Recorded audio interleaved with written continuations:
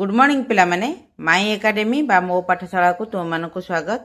आज आम चतुर्थ श्रेणी साहित्य बही जो बहीटीर ना आज तुम भाषा महक से भाषा महक बहीर पाठ 8 विषय वस्तुटर ना अच्छी कंप्यूटर एक परिचय। यही विषय आम पढ़ा ताकू मु बुझेदेवी आर प्रश्न उत्तर करदेवी। तेणु भिडटी को तुम्हें शेष पर्यंत देख विषयटी को बुझब आथिर कठिन शब्द गुड़िकर अर्थ जापर प्रश्न उत्तर तुम्हें पाइब। तेणु जदि भिडटी भल लगे भिडटी को तुम्हें शेयर करदेव आउ चैनल प्रथम थे चैनल टी को सब्सक्राइब करदेव। तेज चल पाठ आरंभ करवा। विषय वस्तुर ना अच्छी कंप्यूटर एक परिचय। तुमर चतुर्थ श्रेणी बही रे ओडिया बही रे तुम्हें सबकिछि पाइपर। विज्ञान पाइब, कंप्यूटर पाइब, सबकिछि पाइपर तुम्हें साहित्य बही रे। बुझिपारछ? तेणु तुम 2026 जो नुआ बही है ओडिया बही रे तुम्हें सबकिछि की पाइपर। तेज छाड़ से सब कथा अलग। आम चल पाठ पढ़ा जहाँ देइचंती सारे। मु विषयटी को पढ़ुची तुम मैंने मन दे शुण तापर मु तुमको बुझेदेवी। कंप्यूटर एक परिचय। सहजरे और शीघ्र काम करिबा पई मनीष जुगे जुगे उद्यम करि आसीछि। आपणार बुद्धि और कर्मकुशलता बल से उद्भावन करिछि यंत्र। निर्मित होइछि उन्नतरु उन्नततर जटिलरु जटिलतर यंत्र राजी। मनुष्य श्रम साधना पाई आ निज हस्त उपरे संपूर्ण निर्भर न करी निर्भर करुछि सहस्र सहस्र यंत्र उपरे। अवशेषरे मानसिक कार्य संपन्न करिबा दिगरे ताहाकु साहाय्य करिबा निमित्त से उद्भावन करिछि गोटे विचित्र यंत्र। एहार नाम कंप्यूटर। सरलतारु जटिलता को गति करिबा विकासर लक्षण। प्रथमे निर्मित हैला सरल कंप्यूटर, क्रमे तार जटिलता वृद्धि पाइला। गोटे सरल कंप्यूटर कथा विचार करा जाऊ। जणे गराख गोटे दुकानरू केतक जिनिष पत्र किणिले दोकानी किंबा तांको सहकारी गुमास्ता अंक कसी सेगुड़िकर मोट दाम हिसाब करती। एही कार्य करिबा पई तांको निश्चय केते समय लागिबो। मात्र अति अल्प समय मध्यरे कंप्यूटर साहाय्य निर्भुल भावरे एही हिसाब करिहेबो।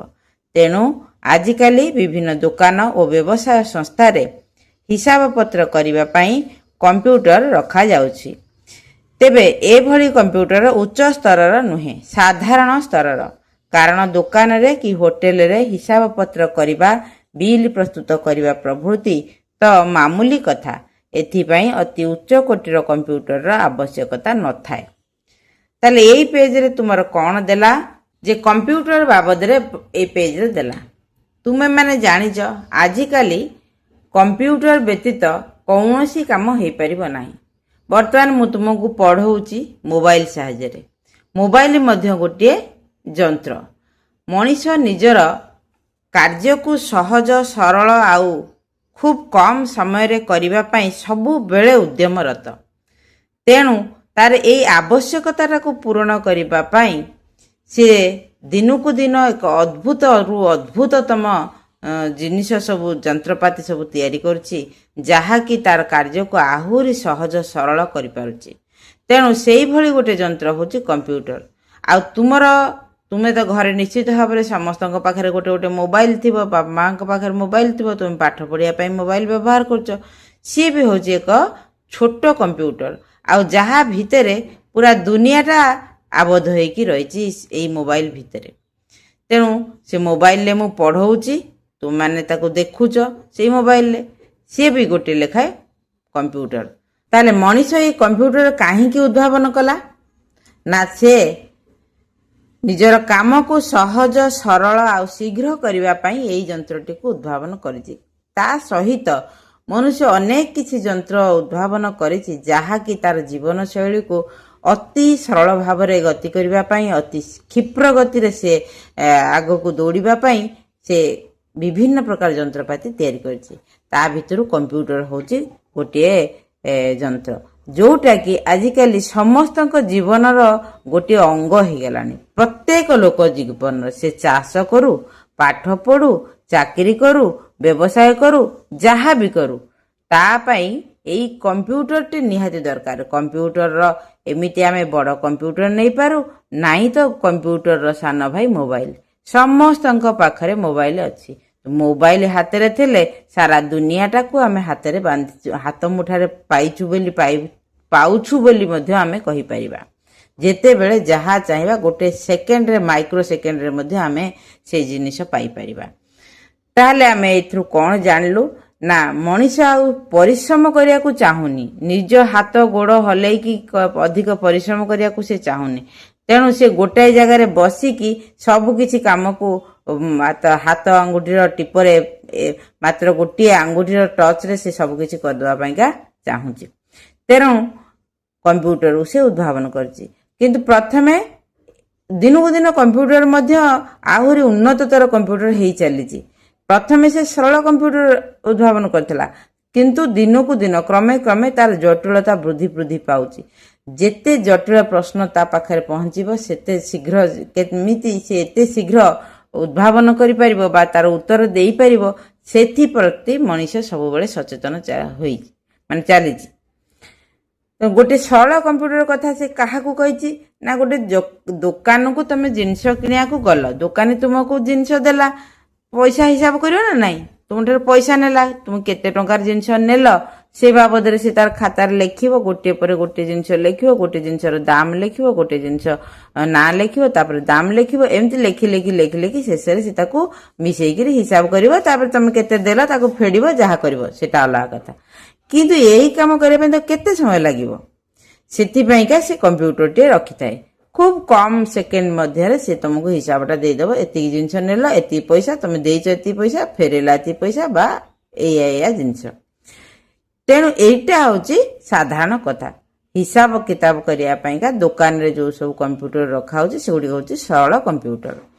କିନ୍ତୁ ମଣିଷ ଧୀରେ ଧୀରେ ଜଟିଳରୁ ଜଟିଳତମ ସମସ୍ୟାର ସମାଧାନ କରିବା ପାଇଁ ଯୋଉ ସବୁ କମ୍ପ୍ୟୁଟର ବାହାର କରି ଚାଲିଛି, ତାର ଶେଷ ନାହିଁ। କମ୍ପ୍ୟୁଟର ବାହାର କରି ଚାଲିଛି, କମ୍ପ୍ୟୁଟରର ପ୍ରୋଗ୍ରାମିଂ ତାର ବାହାର କରି ଚାଲିଛି। ଯେତେ ଉନ୍ନତ, ଯେତେ ଜଟିଳ ସମସ୍ୟାର ସମାଧାନ କମ୍ପ୍ୟୁଟର କରିପାରିବ, ମଣିଷ ସେ ଦିଗରେ ଅଗ୍ରସର ହେଉଛି।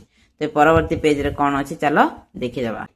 ଏବେ ଭାରତ ବର୍ଷରେ କମ୍ପ୍ୟୁଟରର ବହୁଳ ବ୍ୟବହାର ହେଲାଣି। କମ୍ପ୍ୟୁଟର ଦ୍ୱାରା ମଧ୍ୟ ଏବେ ପିଲାମାନେ ପରୀକ୍ଷା ଦେଉଛନ୍ତି। ପିଲାଙ୍କ ପରୀକ୍ଷା ଖାତା ଦେଖାଯାଉଛି, ପରୀକ୍ଷା ଫଳ ବାହାର କରାଯାଉଛି, ବୈଜ୍ଞାନିକ ତଥ୍ୟାବଳୀର ହିସାବ ହୋଇପାରୁଛି। ଭାରତରେ ଦ୍ରୁତ ଶିଳ୍ପାୟନ ହେବା ସଙ୍ଗେ ସଙ୍ଗେ କମ୍ପ୍ୟୁଟରର ପ୍ରଭୂତ ସାହାଯ୍ୟ ନିଆଯାଉଛି। ଏଇ ଯୋଉ ପାରାଟିରେ କ'ଣ ଲେଖିଲା ନା ଆମେ କେବଳ ହିସାବ କିତାବରେ ଅଟକି ଯାଇନୁ, କମ୍ପ୍ୟୁଟର ସବୁ କାମ କରୁଛି। ପିଲାଙ୍କର ପରୀକ୍ଷା କରୁଛି, ପିଲାଙ୍କର ଖାତା ଦେଖାଯାଉଛି, ପରୀକ୍ଷା ଫଳ ବାହାରୁଛି। ଯେତେ ପ୍ରକାର ବୈଜ୍ଞାନିକ ଉଦ୍ଭାବନ ହେଉଛି ବା ବୈଜ୍ଞାନିକ ମାନେ ଯେତେ ସବୁ ନୂଆ ନୂଆ ଜିନିଷ ତିଆରି କରୁଛନ୍ତି, ସେଥିପାଇଁ ମଧ୍ୟ କମ୍ପ୍ୟୁଟର ଦରକାର ହେଉଛି। କମ୍ପ୍ୟୁଟରର ସାହାଯ୍ୟ ନିଆଯାଉଛି। ଯେକୌଣସି କାର୍ଯ୍ୟ ବର୍ତ୍ତମାନ ଜଗତରେ ବା ବର୍ତ୍ତମାନ ବିଜ୍ଞାନ ହିଁ ହେଉଛି ସବୁକିଛି। ବିଜ୍ଞାନର ଉନ୍ନତିରେ ବର୍ତ୍ତମାନ ଦୁନିଆଟା ଚାଲିଛି। ତେଣୁ ବିଜ୍ଞାନ ଯେତେ ଉନ୍ନତରୁ ଉନ୍ନତତର ଜିନିଷ ବାହାର କରିବ, ମଣିଷର ଜୀବନ ସେତେ ସରଳ ହେବ। ତେଣୁ କମ୍ପ୍ୟୁଟର ବ୍ୟବହାରର ଆଉ ଗୋଟିଏ ଉଦାହରଣ ନିଆଯାଉ। ଜଣେ ଇଞ୍ଜିନିୟର ଗୋଟିଏ ବଡ଼ ନଦୀରେ ବନ୍ଧ ନିର୍ମାଣ ପାଇଁ ନକ୍ସା ଆଙ୍କି ଆବଶ୍ୟକ ଉପକରଣ ସବୁର ଅଟକଳ ତିଆରିରେ ଲାଗିଛନ୍ତି। ବନ୍ଧଟିର ନିର୍ମାଣ ପାଇଁ ବହୁ ପରିମାଣର ସିମେଣ୍ଟ, ଗୋଡ଼ି, ଇଟା, ବାଲି, ଲୁହା ଛଡ଼ ପ୍ରଭୃତି ଅନେକ ଜିନିଷ ଦରକାର। ବହୁ ପୁଞ୍ଜିର ବିନିଯୋଗ ଆବଶ୍ୟକ। ପୁଣି କେତେକ ଜିନିଷ କେତେ ପରିମାଣରେ ଲାଗିବ, ସର୍ବମୋଟ କେତେ ଖର୍ଚ୍ଚ ହେବ, ନିର୍ମାଣ କାର୍ଯ୍ୟ କେବେ ଶେଷ ହେବ, ଏସବୁର ଟିକିନିକି ହିସାବ ମଧ୍ୟ ଦରକାର। ଏହି ହିସାବ କରିବା ପାଇଁ ଇଞ୍ଜିନିୟରଙ୍କୁ ବହୁଦିନ ଲାଗିବ, କଠିନ ପରିଶ୍ରମ ମଧ୍ୟ କରିବାକୁ ପଡ଼ିବ। ଶେଷରେ ତାଙ୍କର ଅଟକଳ ଯେ ସମ୍ପୂର୍ଣ୍ଣ ନିର୍ଭୁଲ ହେବ, ଏହା ମଧ୍ୟ ନିଶ୍ଚିତ ଭାବେ କହିହେବ ନାହିଁ। କିନ୍ତୁ ଏବେ ଏଭଳି କମ୍ପ୍ୟୁଟର ବାହାରିଲାଣି ଯେ ଯାହା ସାହାଯ୍ୟରେ ସମୁଦାୟ ଉପକରଣ, ଶ୍ରମ ପରିମାଣ ଇତ୍ୟାଦିର ନିର୍ଭୁଲ ହିସାବ ଅଳ୍ପ ସମୟ ମଧ୍ୟରେ ହୋଇପାରୁଛି। ତାହେଲେ କମ୍ପ୍ୟୁଟର ବ୍ୟବହାରର ଆଉ ଗୋଟିଏ ଉଦାହରଣ ସେଇଠି କ'ଣ ଦେଲା ନା ଧର ଗୋଟେ ପୋଲ ତିଆରି ହେବ। ପୋଲ କୋଉମାନେ ତିଆରି କରନ୍ତି? ଇଞ୍ଜିନିୟର ମାନେ ତିଆରି କରନ୍ତି। ସେ ଇଞ୍ଜିନିୟର ମାନେ କ'ଣ କରନ୍ତି? ପ୍ରଥମେ ନକ୍ସା ତିଆରି କରନ୍ତି। କୋଉ ନଦୀ ଉପରେ ପୋଲ ହେବ, ପୋଲଟା କେତେ ଲମ୍ବା ହେବ, ଏସବୁର ଗୋଟେ ନକ୍ସା ସେ ତିଆରି କରନ୍ତି। ଆଉ ତାପରେ ନକ୍ସା ତିଆରି କରିସାରିଲା ପରେ କ'ଣ କରିବ? ପୋଲ ନିର୍ମାଣ ପାଇଁ ଯେଉଁ କ'ଣ କ'ଣ ଦରକାର ସେଗୁଡ଼ାକର ହିସାବ ରଖିବେ। ଗୋଡ଼ି, ରଡ଼, ସିମେଣ୍ଟ, ଲୁହା ରଡ଼ ବା ଯାହା ଯାହା ତାଙ୍କର ଦରକାର ସେସବୁର ହିସାବ କରିବେ। କେତେ ପରିମାଣର ଦରକାର ସେଇଟା ହିସାବ କରିବେ। କେତେ ଦିନରେ ପୋଲଟା ସରିବ ସେଇଟା ହିସାବ କରିବେ। ପୋଲଟା ସରିବା ପାଇଁ କେତେ ଟଙ୍କା ଖର୍ଚ୍ଚ ହେବ ସେ ହିସାବ କରିବେ। ତେଣୁ ଏସବୁ ଗୋଟେ ପୋଲ କ'ଣ ଛୋଟିଆ ଜିନିଷ? ଆମେ ଜଣେ ଗୋଟେ ସିଙ୍ଗିଲ ଘର, ଜଣେ ନିଜ ଘର ତିଆରି କରିବା ପାଇଁକା ତାକୁ କେତେ ହିସାବ କରିବାକୁ ପଡ଼ୁଛି, କେତେ ଦିନ ଲାଗିବ, କେତେ ଟଙ୍କା ଖର୍ଚ୍ଚ ହେବ, ସବୁର ହିସାବ କରିବାକୁ ପଡ଼ୁଛି। ତେଣୁ ଗୋଟେ ଇଞ୍ଜିନିୟର ଯେତେବେଳେ ପୋଲ ନିର୍ମାଣ କରିବ ସେଇଟା ପୁଣି ନଦୀ ଉପରେ, ତେଣୁ ତାକୁ ତ ଟାଇମ୍ ଲାଗିବ ନା ଏସବୁ ହିସାବ କରିବା ପାଇଁକା। ତେଣୁ ଏସବୁ ହିସାବ ସେ ଖାତା କଲମରେ ଆଉ କରୁନାହିଁ। ଏଥିପାଇଁକା ସେ କମ୍ପ୍ୟୁଟରର ସାହାଯ୍ୟ ନେଉଛି। ଯେଉଁ କମ୍ପ୍ୟୁଟର କି ତାକୁ ଖୁବ୍ କମ୍ ସମୟ ମଧ୍ୟରେ ଜଣାଇ ଦେଉଛି ଯେ ଏତିକି ଲମ୍ବାର ପୋଲ ତିଆରି ହେବା ପାଇଁ କେତେ ଜିନିଷ ଦରକାର, କେତେ ଟଙ୍କା ଖର୍ଚ୍ଚ ହେବ, ପୋଲ କେବେ ଶେଷ ହେବ, ଏ ସବୁର ହିସାବ ସିଏ 1 ସେକେଣ୍ଡ 2 ସେକେଣ୍ଡ ଭିତରେ ସେ ଧରାଇ ଦେଉଛି ଇଞ୍ଜିନିୟରକୁ। ଇଞ୍ଜିନିୟର ଯେଉଁ ହିସାବ କରିଥାନ୍ତା ଖାତା କଲମରେ ସେଇଟା ଯେ ସମ୍ପୂର୍ଣ୍ଣ ନିର୍ଭୁଲ ହେଇଥାନ୍ତା ସେଇଟା ବି ଆମେ କହିପାରିବାନି। କେଉଁଠି ଭୁଲ ବି ଖାତାରେ ହିସାବ କଲାବେଳେ କେଉଁଠି ବି ଭୁଲ ହେଇଯାଇଥାଇପାରେ। କିନ୍ତୁ କମ୍ପ୍ୟୁଟର ସାହାଯ୍ୟରେ ଯେତେବେଳେ ହିସାବଟା ହୁଏ ସେଠି କିଛି ଭୁଲ ହୁଏ ନାହିଁ। ଯଦି ଆମେ କମ୍ପ୍ୟୁଟରକୁ କିଛି ଭୁଲ ଜିନିଷ ଦେବା, କମ୍ପ୍ୟୁଟରଟା କ'ଣ ଆମ ଭଳି ମଣିଷ ହେଇଛି ଯେ ସେ ଭାବି ଚିନ୍ତିକି ପ୍ରଶ୍ନର ଉତ୍ତର ଦେବ? ଯେ ଭାବିବ ଏଇଟା ତ କାହିଁ ପ୍ରଶ୍ନଟା ଭୁଲ ଅଛି ବୋଧେ, ଆଉ କି ଏଇଟା କ'ଣ କରାଯିବ, ଏମିତି ନହେଲେ ସେମିତି କରାଯିବ? ନା, କମ୍ପ୍ୟୁଟରରେ ଗୋଟେ ଡାଟା ଏଣ୍ଟ୍ରି କରାଯାଇଥାଏ। ମାନେ ତମ କମ୍ପ୍ୟୁଟର ଭିତରେ ଏମିତି ଯନ୍ତ୍ର ଖଞ୍ଜା ଯାଇଥାଏ ଯେ ସେ ନିର୍ଦ୍ଦିଷ୍ଟ କେତେଟା ଜିନିଷକୁ ଭଲ ଭାବରେ ସେ ଉତ୍ତର ଦେଇପାରିବ। ମାନେ ଗୋଟେ ନିର୍ଦ୍ଦିଷ୍ଟ ଜିନିଷର ପ୍ରଶ୍ନର ଉତ୍ତର ସେ ଦେଇପାରିବ। ତମେ ଯଦି ଅଯଥା ପ୍ରଶ୍ନ ଗୁଡ଼ିଏ ପଚାରିବ ତାହେଲେ ଯେଉଁ ପ୍ରଶ୍ନର ଉତ୍ତର କିଛି ନଥିବ ତାହେଲେ ସେ ସରି ବୋଲି କହିବ ଯେ ନା ଏ ପ୍ରଶ୍ନ ଠିକ୍ ନାହିଁ, ଏ ପ୍ରଶ୍ନର ଉତ୍ତର ମୁଁ ଦେଇପାରିବି ନାହିଁ। କମ୍ପ୍ୟୁଟର ଯେ ସବୁ ପ୍ରଶ୍ନର ଉତ୍ତର ଦେବ ସେମିତି ମାନେ ନାହିଁ। କାରଣ କମ୍ପ୍ୟୁଟର ଭିତରେ ଆମେ ଯେତିକି ଯନ୍ତ୍ର ଖଞ୍ଜିଛେ ଯେଉଁ ପ୍ରଶ୍ନର ଉତ୍ତର ଯେଉଁଭଳି ଭାବରେ ଦେବା ଦରକାର ସେ ସେତିକିର ହିଁ ଉତ୍ତର ଦେଇପାରିବ। ତେଣୁ ଗୋଟେ ଇଞ୍ଜିନିୟରକୁ ଗୋଟେ ପୋଲ ତିଆରି କରିବା ପାଇଁକା ଯାହା ଜିନିଷ ଦରକାର, ଯେତିକି ପରିମାଣର ଦରକାର, କେତେ ଟଙ୍କା ଖର୍ଚ୍ଚ ହେବ, କେବେ ଶେଷ ହେବ, ଏସବୁର ହିସାବ ଗୋଟେ ଇଞ୍ଜିନିୟର ପାଇଁକା ବୁଝିବାକୁ ହେଲେ ତା ପାଖରେ ଗୋଟେ କମ୍ପ୍ୟୁଟର ସେ ରଖିଥାଏ। ଅନେକ କିଛି ଜିନିଷର ହିସାବ ତାକୁ ତା ଭିତରେ ମାତ୍ର କିଛି ସମୟ ମଧ୍ୟରେ ତାକୁ ତାର ଉତ୍ତର ମିଳିଯାଏ। ଯାହାଫଳରେ କି ପୋଲଟି ନିର୍ମାଣ ହେବା ପୂର୍ବରୁ ସରକାରଙ୍କ ତରଫରୁ ଏତିକି ଟଙ୍କା ଅଟକଳ କରାଯାଇଥାଏ। ମାନେ ଏଇ ପୋଲ ନିର୍ମାଣ ପାଇଁ ଏତିକି ଟଙ୍କା ଖର୍ଚ୍ଚ ହେବ, ଏ ଉତ୍ତର ବା ଏ କଥାଟି ପୋଲ ନିର୍ମାଣ ହେବା ପୂର୍ବରୁ ମଧ୍ୟ ସରକାର ଏତିକି ବତେଇ ଦିଅନ୍ତି ଏ ପୋଲ ପାଇଁକା ଏତିକି ଖର୍ଚ୍ଚ ହେବ ଆଉ ଏତିକି ଟଙ୍କା ଦିଆଯାଇଛି। ପୋଲ ସରିଗଲା ପରେ ଯଦି ତା ଦେହରେ କିଛି ଅଧିକ ବହୁତ ହେଲା ତାହେଲେ ସେଟା ହିସାବରେ ଲେଖା ହେଇଯିବ ଯେ ଏତିକି ଟଙ୍କା ଖର୍ଚ୍ଚ ହେଲା ବୋଲିକି। ବୁଝିପାରୁଛ? ତା ପରବର୍ତ୍ତୀ ପାରାରେ ଦେଲା ଆନାଲଗ କମ୍ପ୍ୟୁଟର ସାହାଯ୍ୟରେ ରୋଗର ନିଦାନ ଏବଂ ଚିକିତ୍ସା ସମ୍ବନ୍ଧରେ ସିଦ୍ଧାନ୍ତ ଗ୍ରହଣ କରାଯାଉଛି। ଏଥିରେ ପ୍ରତ୍ୟେକ ରୋଗର ଲକ୍ଷଣ, ତାର ଚିକିତ୍ସା ବିଧି ସାଙ୍କେତିକ ଭାବରେ ରହିଥାଏ।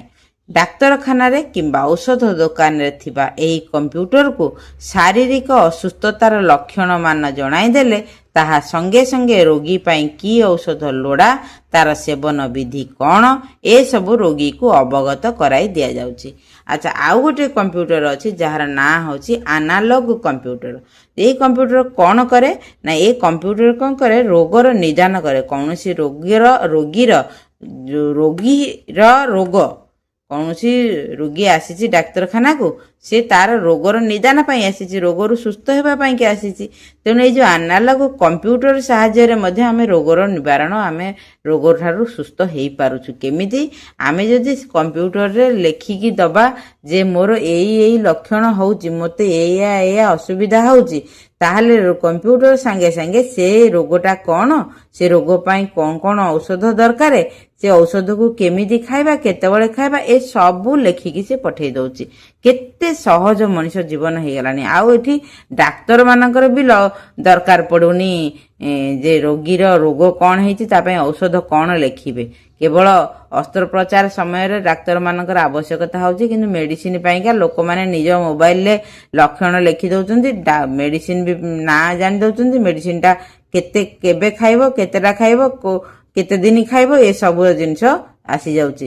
ଡାକ୍ତରଖାନାକୁ ନ ଆସି ରୋଗୀ ଲୋକ ତାର ଘରେ ଘରେ ହିଁ ସୁସ୍ଥ ହେଇଯାଉଛି। ତେଣୁ ଏସବୁ ସମ୍ଭବ ହେଇପାରୁଛି କେବଳ କମ୍ପ୍ୟୁଟର ପାଇଁକା। ତେଣୁ ଏଇ ଯେଉଁ ଆନାଲଗ କମ୍ପ୍ୟୁଟରର କାମ କ'ଣ ହେଲା ନା ରୋଗର ନିଦାନ କରିବା ଏବଂ ଚିକିତ୍ସା ସମ୍ବନ୍ଧରେ ସିଦ୍ଧାନ୍ତ ରୋଗ କ'ଣ ହେଇଛି ସେଟାକୁ ଜଣେଇବା, ଆଉ ସେ ରୋଗ ପାଇଁ କ'ଣ ଚିକିତ୍ସା ଦରକାର, କ'ଣ ମେଡିସିନ ଦରକାର, ସେ ବାବଦରେ ସେ ସାଙ୍କେତିକ ଭାବରେ ଜଣେଇ ଥାଏ। ଏଇ କମ୍ପ୍ୟୁଟରଟି ସାଧାରଣତଃ ଡାକ୍ତରଖାନାରେ କିମ୍ବା ମେଡିସିନ ଷ୍ଟୋର ମାନଙ୍କରେ ସେମାନେ ରଖିଥାନ୍ତି। ଡାକ୍ତରଖାନାକୁ ଯାଇକି ଜଣେ ଯଦି ମେଡିସିନ ଷ୍ଟୋରକୁ ବି ଗଲା, ସେ ତାକୁ କହିଲା ଯେ ମୋର ଏଇଆ ହଉଛି ବୋଲିକି, ସେ ମଧ୍ୟ ସେଇ କମ୍ପ୍ୟୁଟର ସାହାଯ୍ୟରେ ଲେଖିକିରି କମ୍ପ୍ୟୁଟର ଠାରୁ ଉତ୍ତର ପାଇବ ଯେ ଏଇ ରୋଗ ହେଇଛି ତାକୁ ଏଇ ମେଡିସିନ ଦିଅ, ଆଉ ତାର ଏଇ ମେଡିସିନ ଖାଇବାର ବିଧି ମଧ୍ୟ ସେ ବତେଇ ଦଉଛି। କେତେ ସହଜ ହେଇଯାଉଛି ନା ଆମ ଜୀବନଟା। ତେଣୁ ଯେତେ ସହଜ ହେଇଯାଉଛି ଆମ ଜୀବନଟା କମ୍ପ୍ୟୁଟର ଯୋଗୁଁ ବା ବିଜ୍ଞାନର ଉନ୍ନତି ଯୋଗୁଁ, ଆମେ ସେତେ କ'ଣ ହେଇଯାଉଛେ ନା କର୍ମଠ, ଆମେ ସେତେ କ'ଣ ହେଇଯାଉଛେ ନା ଅଳସୁଆ ହେଇଯାଉଛେ। ହଁ ନା ନାଇଁ? ସବୁ ଜିନିଷ ତ ଯନ୍ତ୍ରପାତି କରିଦେଲା, ଆମେ ଶାରୀରିକ ଭାବରେ କେବଳ ବଢି ଚାଲିଲୁ, ପେଟ ବଢେଇ ଚାଲିଲୁ, ମୋଟା ବଢେଇ ଚାଲିଲୁ, ଆଉ ଘରେ ଶୋଇଲୁ, ସରିଲା ପାଠ। ତେଣୁ ରୋଗର ଘର ଆମରି ଶରୀର ହେଇଯାଉଛି। ଯେହେତୁ ଆମ ଶରୀର କିଛି କାମ କରୁନାହିଁ, କେବଳ ମୁଣ୍ଡ କାମ କରୁଛି, ତେଣୁ ଆମ ଶରୀର ନିସ୍ତେଜ ହେଇକା ଯାଉଛି।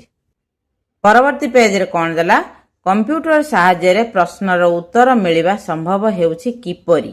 ତମେ ଯେଉଁ ପ୍ରଶ୍ନ ପଚାରୁଛ ତାକୁ କମ୍ପ୍ୟୁଟର କେମିତି ବୁଝୁଛି, କେମିତି ସେ ତାର ଉତ୍ତର ଦେଉଛି। କେତେ ଗୁଡ଼ିଏ କାର୍ଡରେ ପ୍ରଶ୍ନ ଓ ଉତ୍ତର ଗୁଡ଼ିକୁ ଟାଇପ କରାଯାଇ ସେଗୁଡ଼ିକୁ କମ୍ପ୍ୟୁଟରରେ ଖଞ୍ଜି ଦିଆଯାଉଛି। ଯାନ୍ତ୍ରିକ କୌଶଳ ଅନୁଯାୟୀ ଗୋଟିଏ ପ୍ରଶ୍ନର ଠିକ୍ ଉତ୍ତର ମିଳିପାରୁଛି। ଜଣେ ଗୋଟିଏ ପ୍ରଶ୍ନ ପଚାରିଲେ କମ୍ପ୍ୟୁଟର ପ୍ରଥମେ ସେ ପ୍ରଶ୍ନଟିକୁ ଗ୍ରହଣ କରି ପରୀକ୍ଷା କରି ଦେଖୁଛି ପ୍ରଶ୍ନଟି ଠିକ୍ ଅଛି କି ନାହିଁ। ପ୍ରଶ୍ନ ଠିକ୍ ନଥିଲେ କିଛି ସମୟ ପରେ ସେ ଜଣାଇ ଦେଉଛି ନା ମାଫ କରିବେ, ପ୍ରଶ୍ନ ଠିକ୍ ନାହିଁ, ବା ମୁଁ ଏ ପ୍ରଶ୍ନର ଉତ୍ତର ଦେବାକୁ ଅସମର୍ଥ। ମୁଁ ଟିକେ ପୂର୍ବରୁ ତୁମକୁ ସେଇ କଥା କହୁଥିଲି ଯେ କମ୍ପ୍ୟୁଟରକୁ ଯେତିକି ଡାଟା ଦିଆଯାଇଛି ସେ ସେତିକି ଡାଟାର ହିଁ କାମ କରିବ। ଯେଉଁ ଯେଉଁ ପ୍ରଶ୍ନ ଦିଆଯାଇଛି ତାର ଉତ୍ତର ମଧ୍ୟ ତାକୁ ଦିଆଯାଇଛି। ସେଇ ପ୍ରଶ୍ନ ତୁମେ ପଚାରିଲେ ସେ ପ୍ରଶ୍ନର ସେଇ ଉତ୍ତର ସେ ଦେଇପାରିବ। ତୁମେ ଯଦି ପଚାରିବ ମୁଁ ଆଜି କ'ଣ ଖାଇବି, କମ୍ପ୍ୟୁଟର କ'ଣ କହିବ ନା କମ୍ପ୍ୟୁଟର ଏ ପ୍ରଶ୍ନର ଉତ୍ତର ଦେବ? ତୁମେ କ'ଣ ଖାଇବ ତୁମକୁ କ'ଣ କମ୍ପ୍ୟୁଟର କହିପାରିବ? ମୁଁ ଆଜି କୁଆଡ଼େ ବୁଲିବାକୁ ଯିବି, କମ୍ପ୍ୟୁଟର ଏ ପ୍ରଶ୍ନର ଉତ୍ତର ଦେଇପାରିବନି। ସେ କହିବ ସରି, ଏଇଟା ଏ ପ୍ରଶ୍ନର ଉତ୍ତର ଦେବାକୁ ମୁଁ ଅସମର୍ଥ। କାହିଁକି ନା କମ୍ପ୍ୟୁଟରରେ ସେମିତି କିଛି ଯନ୍ତ୍ର ଖଞ୍ଜା ଯାଇନି ଯିଏକି ତୁମର ଏଇସବୁ ଅସମ୍ଭବ ପ୍ରଶ୍ନର ଉତ୍ତର ସେ ଦେଇପାରିବ।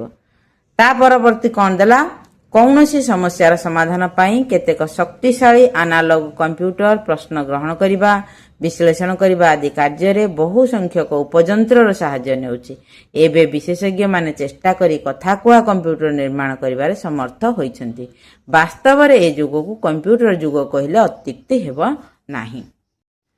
ସେ ଦେଲା ଏଠି କ'ଣ ନା ଯଦି କୌଣସି ସମସ୍ୟାର ସମାଧାନ, ଆମର ତ ଦିନକୁ ଦିନ ଆମ ସମସ୍ୟା ହିଁ ଜଟିଳ ହେଇଯାଉଛି।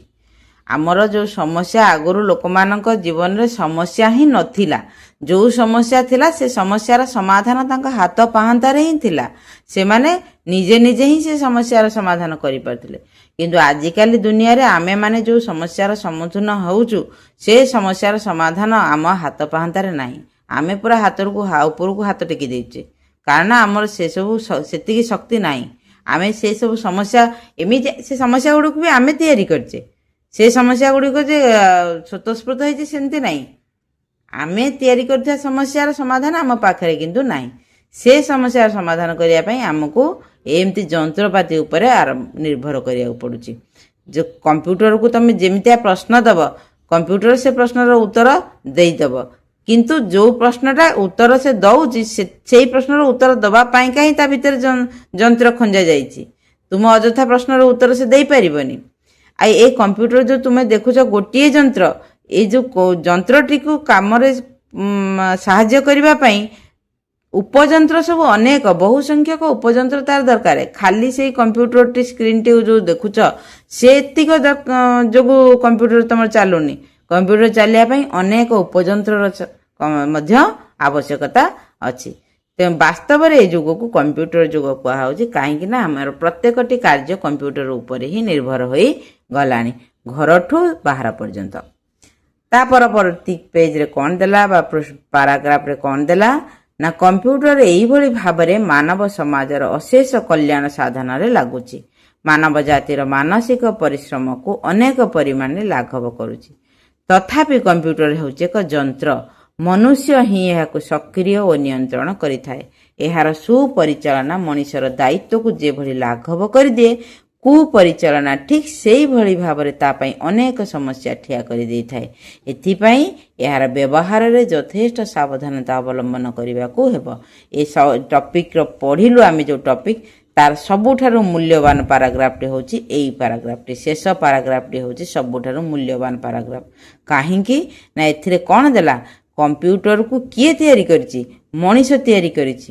କମ୍ପ୍ୟୁଟର ନିଜେ ନିଜେ ତିଆରି ହେଇନି ବା ଭଗବାନ ତାକୁ ଆସି ତିଆରି କରିନାହାନ୍ତି। ତେଣୁ ମଣିଷ ନିଜ କାମ ପାଇଁ ସେ ନିଜେ ତିଆରି କରିଛି। ତେଣୁ ମୁଁ ଯେଉଁ ଜିନିଷଟା ମୋ ନିଜ ପାଇଁକା ତିଆରି କରିଛି ତାକୁ ମୋ କଣ୍ଟ୍ରୋଲରେ ରଖିବା ଦରକାର। ମୁଁ ତା କଣ୍ଟ୍ରୋଲରେ ରହିବା ଉଚିତ ନୁହେଁ। ମୁଁ ମୋ କାମ ପାଇଁ ଯେଉଁ ଯନ୍ତ୍ରଟିକୁ ଆଣିଛି ଘରକୁ, ଯେଉଁ ଯନ୍ତ୍ରଟିକୁ ନିଜେ ତିଆରି କରିଛି, ତାର ଅଧୀନତା ଯଦି ମୁଁ ସ୍ୱୀକାର କରିନିଏ, ତାହେଲେ ମୁଁ ବଞ୍ଚିପାରିବି ନାହିଁ। ମୁଁ ଜଣେ ମଣିଷ, ବଞ୍ଚିବା ଅସମ୍ଭବ ହେଇଯିବ, ସେ ଯନ୍ତ୍ରର ଅଧୀନ ହେଇଯିବ। ଆଉ ଯାହା ଏବେ ଧୀରେ ଧୀରେ ତାହା ଲକ୍ଷଣ ସମସ୍ତଙ୍କର ସେଇ ଲକ୍ଷଣ ଦେଖାହେଉଛି। କେହି ଆଉ ମୁଣ୍ଡ ଖର୍ଚ୍ଚ କରିବାକୁ ଚାହୁଁନାହାନ୍ତି। ସମସ୍ତେ ଏତିକିରେ ଏତିକି ମିଶିଲେ କେତେ ହେବ କିରେ କହିଲୁ, ବାପା କହିଲେ ଏତିକିରେ ଏତିକି ମିଶିଲେ କେତେ ହେବ କହିଲୁ, ପିଲାଟି ସାଙ୍ଗେ ସାଙ୍ଗେ ମୋବାଇଲ ଟିପି ଦେଉଛି, ମୁଣ୍ଡ ଟିକେ ଖର୍ଚ୍ଚ କରୁନି ଯେ କେତେ କ'ଣ ହିସାବ ବାପା ପଚାରିଲେ ସାଙ୍ଗେ ସାଙ୍ଗେ ମୋବାଇଲ ଟିପି ହଁ ଏତିକି ହେଲା। ତେଣୁ ମଣିଷ ଯେତେବେଳେ ନିଜ ମୁଣ୍ଡକୁ ଖର୍ଚ୍ଚ କରୁନାହିଁ, ନିଜ ବୁଦ୍ଧି ବିବେକକୁ ବ୍ୟବହାର କରୁନାହିଁ, ସେଠି ମଣିଷର ମସ୍ତିଷ୍କ ଆଉ କାମ କରିବ ତ? ଯଦି କୌଣସି କାରଣରୁ ଯନ୍ତ୍ରଟି ଖରାପ ହେଇଗଲା, ତାହେଲେ ମଣିଷ ତ ପାଗଳ ହେଇଯିବ, କାରଣ ସେ ସମ୍ପୂର୍ଣ୍ଣ ଭାବରେ କମ୍ପ୍ୟୁଟର ଉପରେ ନିର୍ଭରଶୀଳ। କମ୍ପ୍ୟୁଟର ଯଦି ଖରାପ ହେଇଗଲା, ସେ ତ ଗୋଟେ ସେକେଣ୍ଡରେ ହିଁ ସେ ପାଗଳ ହେଇଯିବ। କାହିଁକି ନା ତାର ଆଉ ନିଜର ଅସ୍ତିତ୍ୱ ସେ କିଛି ରଖିନି, ତା ନିଜ ହାତରେ ସେ ଆଉ କିଛି ରଖିନି, ସବୁ କିଛି ଯନ୍ତ୍ରକୁ ଦେଇ ଦେଇଛି। ତେଣୁ ସେ ଏଠି ଭଲ କଥାଟି କହିଛି ଯେ ମଣିଷ ହେଉଛି ସକ୍ରିୟ, ମଣିଷ ନିଜର ବୁଦ୍ଧି ବିବେକ ଖଟେଇକି କମ୍ପ୍ୟୁଟରଟାକୁ ବାହାର କରିଛି ନିଜ କାମ ପାଇଁକା। ତେଣୁ ମଣିଷକୁ ସବୁବେଳେ ତାକୁ କମ୍ପ୍ୟୁଟରକୁ ନିଜ ନିୟନ୍ତ୍ରଣରେ ରଖିବା ଦରକାର, ତାର ସୁପରିଚାଳନା କରିବା ଦରକାର। ନିଜ ପରିଶ୍ରମକୁ ଲାଘବ କରିବା ପାଇଁ, ନିଜ କାମକୁ ଶୀଘ୍ର କରିବା ପାଇଁ, ନିଜ କାମକୁ ସଠିକ୍ ଭାବରେ କରିବା ପାଇଁ ମଣିଷ କମ୍ପ୍ୟୁଟର ବାହାର କରିଛି। କିନ୍ତୁ ଯଦି ଠିକ୍ ତାର ଅପୋଜିଟ୍ ହୁଏ, କୁପରିଚାଳନା ହୁଏ, ତାହେଲେ ସେ କମ୍ପ୍ୟୁଟର ଆମ ଜୀବନକୁ ନର୍କରେ ପରିଣତ କରିଦେବ। ସ୍ୱର୍ଗରୁ ସିଧା ଆଣିକି ନର୍କରେ ପରିଣତ କରିଦେବ। ଆମକୁ ଜୀବନରୁ ହିଁ ହାତ ଧୋଇବାକୁ ପଡ଼ିବ। ତେଣୁ ଏ କମ୍ପ୍ୟୁଟର, ମୋବାଇଲ, ଏଇ ଜାତୀୟ ଯନ୍ତ୍ର ଗୁଡ଼ିକୁ ବ୍ୟବହାର କଲାବେଳେ ଯଥେଷ୍ଟ ସାବଧାନତା ଅବଲମ୍ବନ କରିବା ଉଚିତ, ଯାହା ଆଜିକାଲିର ଏକ ସାଧାରଣ କଥା ହେଇଗଲାଣି। ପିଲାମାନେ କିଭଳି ଭାବରେ କୁପଥଗାମୀ ହେଇଛନ୍ତି ଏଇ ମୋବାଇଲ ଆଉ କମ୍ପ୍ୟୁଟର ଯୋଗୁଁ, ତାହା ଆଉ କହିବାକୁ ପଡ଼ିବନି। ତୁମେମାନେ 4 କ୍ଲାସର ପିଲା, ତଥାପି ତୁମେମାନେ ମୋବାଇଲ ସହିତ ଏତେ ସଂଶ୍ଳିଷ୍ଟ ହେଇଯାଇଛ ଯେ ନିଜର ଇନୋଭେଟିଭ କିଛି ତୁମେ ଦେଖୁନା, ନିଜ ଉପରେ କିଛି ଭରସା ରହୁନି ତୁମର, ସବୁବେଳେ କମ୍ପ୍ୟୁଟର ଉପରେ ଡିପେଣ୍ଡ କରୁଛ। ମା ବାପା ମାନଙ୍କୁ ପଚାରିଲେ ନେ ମୋବାଇଲ ନେ, ତୋ ପ୍ରଶ୍ନ ନେ, ତୋ ଉତ୍ତର ନେ, ତୁ ସେଇଥିରେ ସବୁ ଅଛି, ତୁ ତ ଦେଖିବୁ। କିନ୍ତୁ ସବୁଠାରୁ ବଡ଼ କଥା ହେଲା କମ୍ପ୍ୟୁଟରକୁ ନିଜ କଣ୍ଟ୍ରୋଲରେ ରଖିବା, ଆମେ ତା କଣ୍ଟ୍ରୋଲକୁ ଯିବା ନାହିଁ। ବୁଝିପାରିଲ? ତେଣୁ ବିଷୟବସ୍ତୁଟି ତ ତୁମମାନଙ୍କୁ ପଢ଼େଇଦେଲି, ଭଲ ବିଷୟଟି ଅଛି, ଯଦିଓ ସାହିତ୍ୟରେ କମ୍ପ୍ୟୁଟରଟି ଅଛି, ତଥାପି ବିଷୟଟି ଭଲ ଅଛି, ତୁମମାନଙ୍କୁ ବହୁତ କିଛି କଥା କହୁଛି, ତେଣୁ ବୁଝେଇଦେଲି। ଆଶା କରୁଛି ତୁମମାନେ ଭଲ ଭାବରେ ବୁଝିପାରିଥିବ ବୋଲି। ଏବେ ଚାଲ ଦେଖିବା ତାର ପ୍ରଶ୍ନ ଉତ୍ତର ସବୁ କ'ଣ ଦେଇଛି, ତାକୁ ଆମେ ମଧ୍ୟ କରିଦେବା। ଏଠି କେତେଟା ନୂଆ ଯେ ଶବ୍ଦ ଦେଇଛି, ବିଚିତ୍ର, କମ୍ପ୍ୟୁଟର, ଶିଳ୍ପାୟନ, ଅଟକଳ, ପୁଞ୍ଜି, ଅସମର୍ଥ, ଉଦ୍ଭାବନ, ସମ୍ପନ୍ନ, ଗୁମାସ୍ତା, ମାମୁଲି, ଉପଯନ୍ତ୍ର, ପ୍ରଭୂତ। ଏଇସବୁ ଶବ୍ଦ ଗୁଡ଼ିକ ଆମେ ଏଇ ଟପିକରେ ହିଁ ପାଇଛେ। ଏଥିରୁ କେତେଟା ଶବ୍ଦର ଅର୍ଥ ଆମେ ଲିଖିତ ଭାବରେ କହିପାରିବା, ଆଉ କେତେଟା ଶବ୍ଦକୁ ଆମେ ବୁଝିପାରିବା। କିନ୍ତୁ ଏଇ ଶବ୍ଦ ଗୁଡ଼ିକ କୋଉ କୋଉ ଜାଗାରେ ବ୍ୟବହାର ହେଇଛି ତୁମମାନେ ଏଇ ବିଷୟବସ୍ତୁ ଭିତରେ ଜାଣିଲ। ନୂଆ ନୂଆ ଶବ୍ଦ ତାର ସ୍ପେଲିଂ ସହ ତାକୁ ମନେ ରଖ।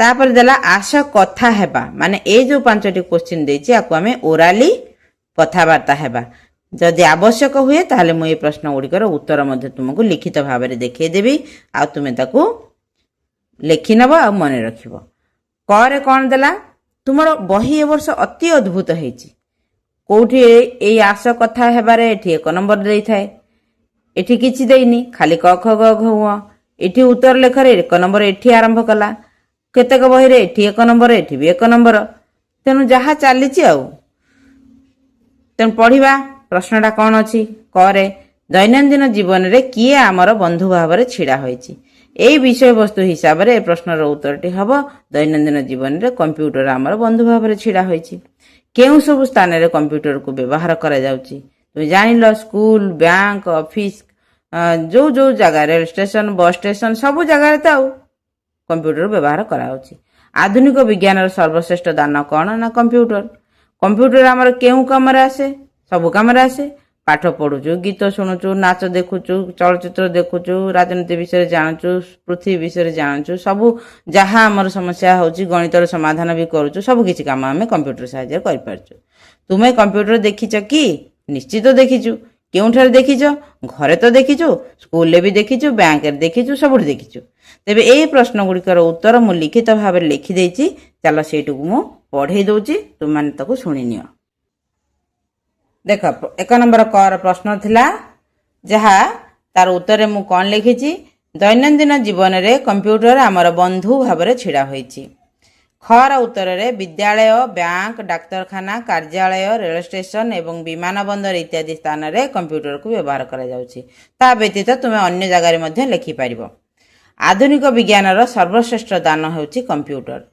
कंप्यूटर गणना करिबा तथ्य संग्रह करिबा चिट्ठी लिखिबा चित्र आंकिबा एवं इंटरनेट व्यवहार करिबा काम रे आसे ता व्यतीत अन्य बहुत गुडे हेई परिबो जोटा तुम माने लेखिले चलिबो हाँ मु कंप्यूटर देखिछि मु आम विद्यालय रो कंप्यूटर लैब रे एवं बैंक रे कंप्यूटर देखिछि तुम माने अन्य जगह मध्ये तुम माने धरे ऐड करि परिबो बुझि पारलो ता परवर्ती प्रश्न कोन थिला बही रे देखि देबा देख आस उत्तर लिखा एठी मध्य 5टा प्रश्न देइछि ए 5टा प्रश्नर उत्तर मु मध्ये लिखि देइछि तुमको प्रश्न पढ़िबा सहित उत्तर मध्ये पढ़ि दउछि तुम मान ताको सुनि नियो तेबे 1 नंबर कर प्रश्न अछि कंप्यूटर को आमर बंधु बोली काहेकि कहिबा कंप्यूटर आमर अनेक जटिल कार्य को बहुत सहज सरल एवं कम समय रे निर्भुल भाव रे करि दिए तेणु एहा को आमर बंधु बोली कहिबा ख नंबर प्रश्न अछि वर्तमान युग को कंप्यूटर युग बोली काहेकि कहिबा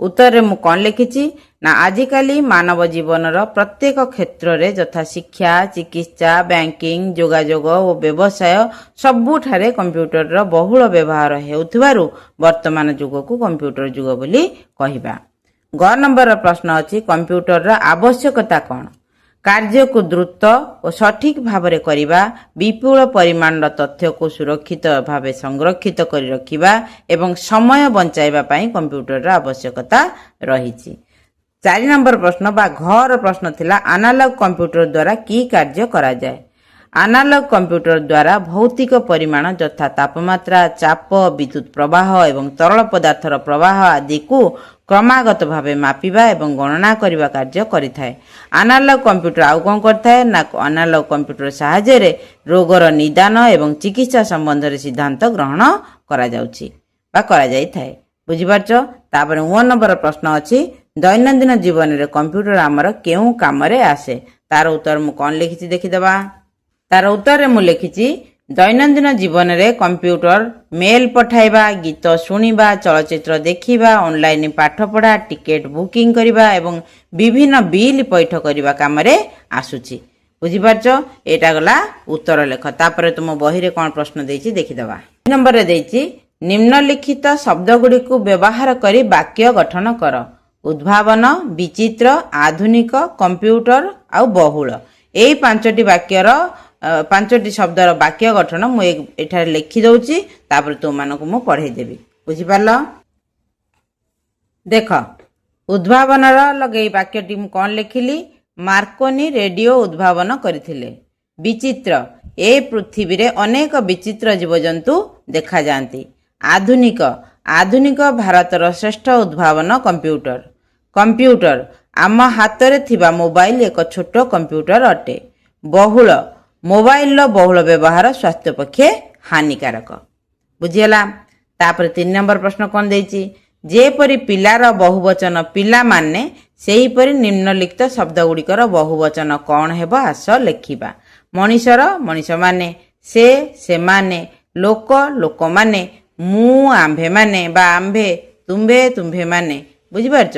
ଏଇଗୁଡ଼ିକ ମଧ୍ୟ ମୁଁ ଲେଖିଦେଉଛି, ତୁମମାନେ ତାକୁ ଦେଖିନିଅ। ଦେଖ, ମୁଁ ଏଗୁଡ଼ିକ ଲେଖିଦେଲି। ମଣିଷ ମଣିଷମାନେ, ସେ ସେମାନେ, ଲୋକ ଲୋକମାନେ, ମୁଁ ଆମ୍ଭେ ବା ଆମ୍ଭେମାନେ, ତୁମ୍ଭେ ତୁମ୍ଭେମାନେ। ତାପରେ କ'ଣ ଦେଲା? ଭାଷାର କଥା ପଢ଼, ବୁଝ ଓ ଲେଖ। ଆସ ଚିହ୍ନିବା। ଏଇଟା କ'ଣ? କମ୍ପ୍ୟୁଟରରେ ନାହିଁ, କମ୍ପ୍ୟୁଟର ସେଟ୍ଟା ପୁରା। ଏଇଟା ହେଲା ମନିଟର, ଏଇଟା CPU, ଏଇଟା ମାଉସ, ଏଇଟା କିବୋର୍ଡ। ବୁଝିପାରୁଛ? ଏଗୁଡ଼ିକ ତୁମମାନେ ଲେଖିବ। ଯେଉଁ 3ଟା ତୀର ଚିହ୍ନ ଦେଇଛି ତୁମମାନେ ଲେଖିବ। ଏଇଟା କ'ଣ? CPU, ଏଠି ତୁମେ ଲେଖିଦେବ CPU। ଏଇଟା କ'ଣ? ମନିଟର, ତେଣୁ ଏଠି ତୁମେ ମନିଟର ବୋଲି ଲେଖିପାରିବ। ଏଇଟା କ'ଣ? କିବୋର୍ଡ। ବୁଝିପାରୁଛ? এইଭଳି ଭାବରେ ଲେଖିପାରିବ, କିମ୍ବା ଓଡ଼ିଆରେ ମଧ୍ୟ ଲେଖିପାରିବ। CPU, ଏଇଟା ମନିଟର, ଏଇଟା କିବୋର୍ଡ। এইଭଳି ମଧ୍ୟ ତୁମେମାନେ ଲେଖିପାରିବ। ବୁଝିଗଲା? ତା ପରବର୍ତ୍ତୀ ପେଜରେ କ'ଣ ଅଛି ଚାଲ ଦେଖିଦେବା। 2 ନମ୍ବରରେ କ'ଣ ଦେଲା ନା ଶବ୍ଦ ସହ ଚିତ୍ର। କ ସ୍ତମ୍ଭରେ ଲେଖାଥିବା ଶବ୍ଦ ସହ ଖ ସ୍ତମ୍ଭରେ ସମ୍ପର୍କ ଥିବା ଚିତ୍ରକୁ ଗାର ଟାଣି ଯୋଡ଼ିବା। କ ସ୍ତମ୍ଭରେ କ'ଣ ଅଛି? କିବୋର୍ଡ। ଆ ଭିତରୁ କିବୋର୍ଡ କୋଉଟା? ଏଇଟା କିବୋର୍ଡ। ତେଣୁ ତମେ ମାନେ এই କିବୋର୍ଡ ପାଖରୁ ଗାର ଆଣିବ ଏ ପର୍ଯ୍ୟନ୍ତ, ଲେଖା ପାଖରୁ ଚିତ୍ର ପର୍ଯ୍ୟନ୍ତ। ତାପରେ ଅଛି ମାଉସ। ମାଉସ କୋଉଠି ଅଛି? ଏଠି। ତେଣୁ ମାଉସକୁ ଆଣିକି ଏମିତି ଆମେ ଯୋଡ଼ିଦେବା। ତାପରେ ଅଛି CPU। CPU କୋଉଠି ଅଛି? ଆମର ଏଇଠି ଅଛି। CPU ଟାକୁ ଯୋଡ଼ିଦେବା। ତାପରେ ପ୍ରିଣ୍ଟର। ପ୍ରିଣ୍ଟର କୋଉଟା? ଏଇଟା ହେଉଛି ପ୍ରିଣ୍ଟର, ଏଠି ଆମେ ଯୋଡ଼ିଦେବା। ମନିଟର, ଏଇଟା ହେଉଛି ମନିଟର, ମନିଟର ଯୋଡ଼ିଦେବା। ସ୍କାନର, ଏଇଟା ହେଉଛି ସ୍କାନର। ବୁଝିଗଲା? ଯୋଡ଼ି ହେଇଗଲା, ସ୍ତମ୍ଭ ମିଳନ ଆମର ହେଇଗଲା। ତା ପରବର୍ତ୍ତୀ ପେଜରେ କ'ଣ ଅଛି ଚାଲ ଦେଖିଦେବା। ପରବର୍ତ୍ତୀ ପେଜରେ ଅଛି ଚିନ୍ତା କରି କହିବା ଓ ଲେଖିବା।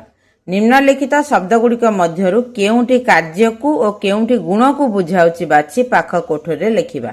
ସାଧୁତା, ଧାଇଁବା, ସରଳତା, ପଢ଼ିବା, ସେବା, ଦୟା, ଭୋଜନ, ଭ୍ରମଣ। ତା ଭିତରୁ କୋଉଗୁଡ଼ିକ କାର୍ଯ୍ୟ, କୋଉଗୁଡ଼ିକ ଗୁଣ?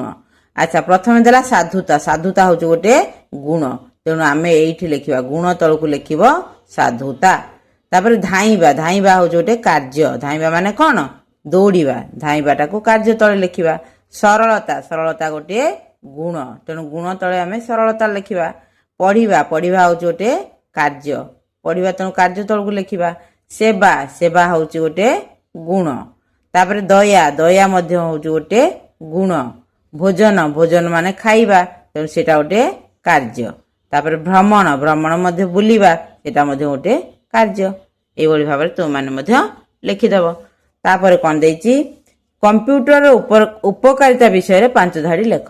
এইটিକୁ 5ଟା ଲାଇନ୍ ଦେଇଛି। ତୁମମାନେ ଏଇ 5ଟା ଲାଇନ୍ରେ 5 ଧାଡ଼ିରେ ତୁମମାନେ କମ୍ପ୍ୟୁଟରର କାମ ଲେଖିବ। ଏମିତିରେ ବି ଲେଖିବାକୁ ଗଲେ କମ୍ପ୍ୟୁଟରର ଅନେକ କାମ, ବହୁତ ଗୁଡ଼ାଏ ପଏଣ୍ଟ ବାହାରିବ, କିନ୍ତୁ ସେଥିରୁ ତୁମମାନେ କ'ଣ କରୁଛ? 5ଟା ଲାଇନ୍ ତାକୁ ଲେଖିବ। ମୁଁ ଏଇଠୁ ଲେଖିଦେଉଛି, ତୁମମାନେ ତାକୁ ଦେଖିନିଅ।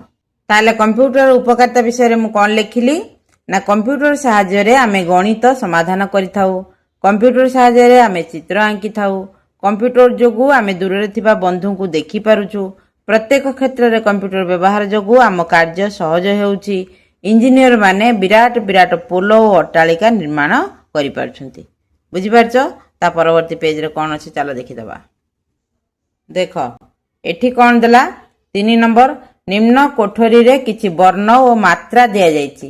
ଏହାକୁ ପ୍ରୟୋଗ କରି ନୂଆ ନୂଆ ଶବ୍ଦ ଗଠନ କର। ବର୍ଣ୍ଣ ଓ ମାତ୍ରାକୁ ବ୍ୟବହାର ଏକାଧିକ ଥର କରିପାରିବ। এই ବାକ୍ୟଟି କେମିତି ହେଇଛି ଦେଖ। ବର୍ଣ୍ଣ ଓ ମାତ୍ରାକୁ ବ୍ୟବହାର ଏକାଧିକ ଥର ବ୍ୟବହାର କରିପାରିବ। ତେଣୁ ପ୍ରତ୍ୟେକଟି ପେଜରେ ତୁମମାନେ ଭୁଲ ପାଇପାରିବ। ଭୁଲ ଖୋଜିବାକୁ ଯଦି ଚାହୁଁଛ, ଭୁଲ ବାହାର କରିବାକୁ ଚାହୁଁଛ, ତାହେଲେ 2026ର ଯେତେକ ବହି, ତୁମର ନୂଆ ବହି ବାହାରିଛି, ତାର ପ୍ରତ୍ୟେକ ପେଜରେ ତୁମେ ଭୁଲ ବାହାର କରିପାରିବ। ତେବେ ଛାଡ଼, ଏଇ ଯେଉଁ ଚକ ଚିହ୍ନ ଦେଲା, ଏଥିରୁ ଆମେ ସବୁ ଅକ୍ଷର ବି ଦେଇଛି, ମାତ୍ରା ବି ଦେଇଛି। ताको आमे जोड़िकी बाहर करवा नुआ शब्द। ये तुम 4टा ऑप्शन देइछ, हम 4टा शब्द बाहर करिया। कौन कौन हेई परिबो देखिबा। एटी क अछि, म पंप अछि, हर्षकार अछि, ज फला अछि, र अछि, र अछि। ताले कंप्यूटर हेई परिबो। आमे एठी आगो कंप्यूटर लिखि दबा। से विषय तो पढुचे, तेणु कंप्यूटर टाको लिखि देले। आउ कोन हेई परिबो, से कंप्यूटर बेस करके आउ कोन हेई परिबो। आउ कोन हेई परिबो, देख आउ कोन हेई परिबो, मॉनिटर हेई परिबो। म न रे हर्षईकार ट र मॉनिटर। तेणु मॉनिटर भी लिखि दबा। से कंप्यूटर ओरिएंटेड सब जाक शब्द हमर बाहर जिवो। आउ हेई परिबो कीबोर्ड। क तो अछि, क रे हर्षईकार अछि, ब अछि, ब रे उकार अछि, ड अछि, ड रे रेफ अछि। कीबोर्ड मध्ये लिखि परिबा। कीबोर्ड एटा मध्ये हेई परिबो। आउ कोन हेई परिबो, सीपीयू हेई परिबो। स हर्षईकार प हर्षईकार यू, सीपीयू। सी पी यू हैला, एमिति भी हेई परिबो। 4टा शब्द हमर बाहरी हला से कंप्यूटर ओरिएंटेड रे। तापर कोन देछि, तुम पई काम। शिक्षक और पिला माने कंप्यूटर विषय रे दलगत आलोचना करिवे। तापर भी आ गोटे पेज कोन अछि देखिबा। एठी देला पठन निमंते। आस कंप्यूटर रा विभिन्न यंत्रपाती को चिन्हिबा। ठीक अछि, भल कथा चिन्हि दबा। कंप्यूटर बही रे चिन्हिबा कि नाही, ओडिया बही रे चिन्हि दबा। एटा तो तुम माने जानुछ मॉनिटर। एठी भी लिखिछि मॉनिटर। मॉनिटर रो कोन, मॉनिटर विषय रे कोन कोन सब देइछि। करे मॉनिटर 2 प्रकार रो, गोटे कला धला, अन्यटी रंगीन। एहा देखिबा को टीवी परी। एथिरे आमे विभिन्न छवि, तथ्य, घटनावली को देखि पारू। तापर देला सीपीयू। सीपीयू रो कोन देला, एहा एक 4 कोणिया बाक्स सदृश। एहा कंप्यूटर रो मुख्य अंग। गरे कंप्यूटर रे गोटे मस्तिष्क रहिछि, जहा कंप्यूटर को विभिन्न तथ्य संचय और हिसाब करी रखिबार सहाय्य करे। एहा सीपीयू नाम रे परिचित। एटा होछि कंप्यूटर रो मस्तिष्क। आमर जेंति सबुठारु मूल्यवान अंग होछि मस्तिष्क। यदि मस्तिष्क नथांता ताले आमे कोन मनुष्य कहिथांते, मनुष्य पदवाच्य हेइथांते। तेणु कंप्यूटर रो मस्तिष्क होछि सीपीयू। तापर देला कीबोर्ड। कीबोर्ड देखुछ चित्र तो जानि पारछ एटा कीबोर्ड बोली। कीबोर्ड कंप्यूटर सहित व्यवहार रे सीधा सड़क जोगाजोग स्थापन करथाय। ए कीबोर्ड माध्यम रे ही आमे कंप्यूटर सहित जोगाजोग करि पारथाउ। कीबोर्ड रे जहा आमे टाइप करिवा ताहा हमकु मॉनिटर रे देखाइबो। एथिरे अनेक गुडी की माने चाबी आमे कहि पाइबा। की माने तो चाबी। एठी की कहले ए सब लेटर बा संख्या बा चिन्ह को बुझेइबो। गोटे साधारण कीबोर्ड रे 108टी बा ताठारो अधिक की रही थाए। घर देला एथिरे अक्षर की जथा ए टू जेड पर्यंत अक्षर डाहाण पार्श्व रे रही थाए। उहर देला एठारे 0 रु 9 पर्यंत संख्या रही थाए। तळकु एक धाडी संख्या की एवं 3टी लॉक मध्य रही अछि। ए गुडिक सब ए कीबोर्ड रे अछि। आउ कोन सब यंत्रपाती देखिबा, उपयंत्र। आ गोटे देला माउस। Mouse, printer, scanner. यह व्यतीत कंप्यूटर रे किछि सहयोगी अंश रही जथा माउस, प्रिंटर आउ स्कानर। आर काम सब अलग अलग। माउस कोन देला, कंप्यूटर को निर्देश देबा पई गोटे यंत्र। यह को घुंचाई घुंचाई काम करा जाय। मूसा परि देखा जाउथुवारु मजार यह को माउस बोली कुहा जाई थाए। प्रिंटर। प्रिंटर रो काम कोन हैला ना, यह कंप्यूटर रे एक गुरुत्वपूर्ण बाह्य अंश। यह सहायता रे आमे लेखा, चित्र एवं विभिन्न तथ्य को कागज रे छापी पारू बा प्रिंट काढी पारू। स्कानर। यह सहायता रे कौनसी वस्तुर प्रतिरूप तैयारी करी कंप्यूटर मध्य रे प्रवेश करा जाई थाए। तेबे ए विषयटुकु तुमाने भलो भाव रे पढिल, बुझिल, तार प्रश्न उत्तर कल। आ कंप्यूटर रो विभिन्न यंत्रपाती विषय रे मध्य जानिल। तेबे विषय वस्तुटिकु तुमानकु भल लागिथो बोली आशा करूची। विषय वस्तु पूरा पढ़ा सरीगला। संपूर्ण भाव आम विषयटी पढ़ीदे। तेबु जदि पाठपढ़ाटी मोर तुम मानक पसंद आसी आ भिडियोटी तुम मानक भल लगी ताले लाइक आउ शेयर करने को भूलनी। आउ जदि प्रथम थर चैनल टी देखुच तेज चैनल टी सब्सक्राइब करदेव। पुणी एक वीडियो रे तुम मान सहित देखा पुणी गोटे क्लास रे अलग गोटे सब्जेक्ट नहीं पढ़ा। से पर्यंत सुस्थ रुह, सुरक्षित रुह। आ सबुठार बड़ कथा है प्रकृति को बंचाई रखिबारे निजर अवदान दियो। रहुछि। God bless you.